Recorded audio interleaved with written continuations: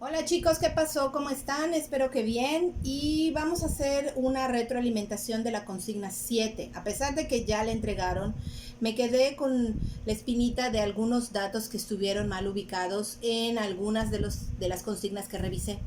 Entonces no quiero dejar pasar para que tú puedas comprender cómo se ubican de manera correcta algunos datos, ¿ya?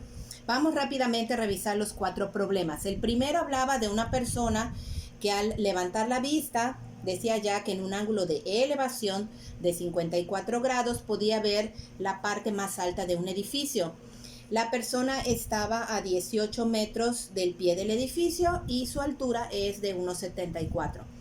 Recuerda que el tema que estamos viendo que es funciones trigonométricas y de repente uno que otro problema de Pitágoras, forzosamente tenemos que usar los triángulos rectángulos, ¿ya? Por los catetos y la hipotenusa.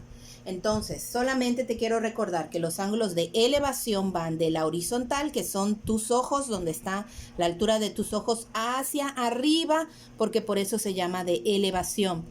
Si tú te fijas viendo el croquis, acá se forma un triángulo rectángulo. Entonces, los triángulos rectángulos le ponemos las letras correspondientes. El ángulo A es el ángulo de 54. Tenemos que calcular esta altura que es A minúscula y tenemos estos 18.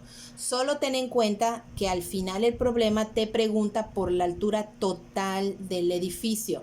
La letra A de este triángulo corresponde a esta altura. Quiere decir que al final, como lo dice aquí abajo, la altura del edificio le tendrías que considerar sumar la altura de la persona. Como aquí están en uso los dos catetos, entonces la función que tienes que usar es la función tangente del ángulo de 54 grados. Muy bien, en el problema 2 de la misma consigna 7, el detalle fue la ubicación del ángulo de 38. En este problema te daban un triángulo isósceles con una altura de 16 centímetros y te pedían calcular el área. Recordemos que el área de un triángulo es la base por la altura dividida entre 2. Ahora, en este caso, en los ángulos de 38 decía que eran los dos ángulos que son iguales. Algunos me fijé que quisieron o pusieron la medida del ángulo de 38 aquí. Y esto hubiera sido correcto siempre y cuando hubieras considerado la altura del triángulo que va de la mitad de la base al ángulo opuesto. Entonces toma en cuenta que los ángulos iguales en un triángulo isósceles siempre son perpendiculares a la altura del triángulo. Y es la misma operación, este triángulo isósceles, la altura lo divide en dos triángulos rectángulos, que es el que tenemos aquí. Entonces tenemos que el ángulo A es el que mide 38, la altura que mide 16 y nosotros necesitamos la base, que al final de cuentas solo es la mitad. Tendrías que sumar el otro segmento que sería cm para calcular la base completa y luego multiplicarla por la altura. Entonces, como están en juego los catetos, entonces tenemos que utilizar la función tangente de 38, sustituyes los datos y tú terminas y continúas de responder el problema. Ok chicos, problema número 3. Tiene que ver con un pentágono inscrito a una circunferencia. Recuerda que las figuras que están inscritas a una circunferencia, cualquier polígono, significa que están dentro de la circunferencia y lo que comparten es el centro.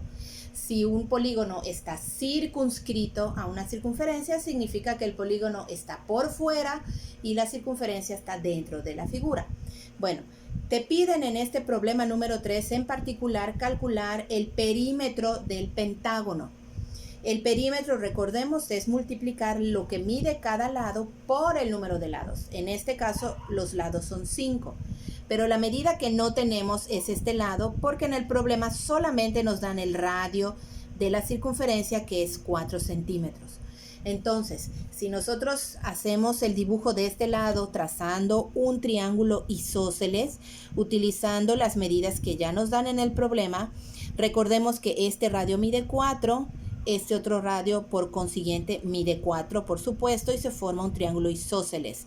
Si a este triángulo isósceles le trazamos la altura, entonces nos quedan dos triángulos rectángulos que son con los que vamos a trabajar.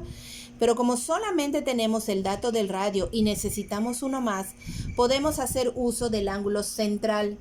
Y recuerda que el ángulo central para cualquier polígono es dividir los 360 grados del círculo de la circunferencia entre el número de lados del polígono, que en este caso son 5 lados. Entonces los 360 grados entre 5 me da que el ángulo central es 72, que te lo marqué aquí de negro.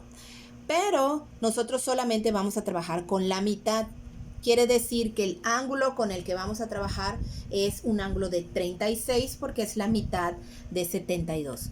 Entonces, utilizando las funciones que hemos estado practicando, entonces usamos la función seno porque es el cateto opuesto entre la hipotenusa. Una vez que yo tenga la medida de B, ¿sí?, que sería esta, aquí sí tendríamos que duplicarla porque es todo este lado y al final multiplicarla por los 5 lados. Ok, y ya para terminar, ese es el problema número 4 de la misma consigna número 7. Aquí te dan un hexágono inscrito a una circunferencia. Es muy parecido, con la diferencia que aquí te dan la medida de uno de sus lados, que son 13.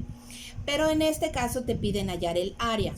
El área de cualquier polígono, recuerda, la fórmula es perímetro por el apotema entre 2. El perímetro lo podemos sacar muy fácil porque como ya tenemos que mide 13, si lo multiplicamos por 6, pues entonces ya tengo el perímetro. El problema es que no tenemos el apotema. Entonces vamos a hacer uso de la misma situación como fue el problema anterior, el problema número 3. Trazamos los radios para formar un triángulo isósceles, trazamos la altura para formar dos triángulos rectángulos y en este caso la medida que tú conoces es esta de aquí, que sería la mitad de los 13, que son 6.5. Lo que yo necesito calcular es el apotema, entonces utilizo el ángulo central como te lo expliqué hace rato, pero como son 6 lados serían 360 entre 6, lo que me da un ángulo central de 60 grados. Pero como solo vamos a trabajar con la mitad del triángulo, entonces el ángulo realmente queda de 30. Utilizando las funciones que ya conoces, calculas el valor del lado A, que en este caso es exactamente el apotema que necesitamos calcular, y luego sustituyes en la fórmula para calcular el área. Con esto terminamos y nos vemos en la siguiente consigna que quiero revisar contigo antes de que la vayas a subir a la plataforma. Gracias, bye bye.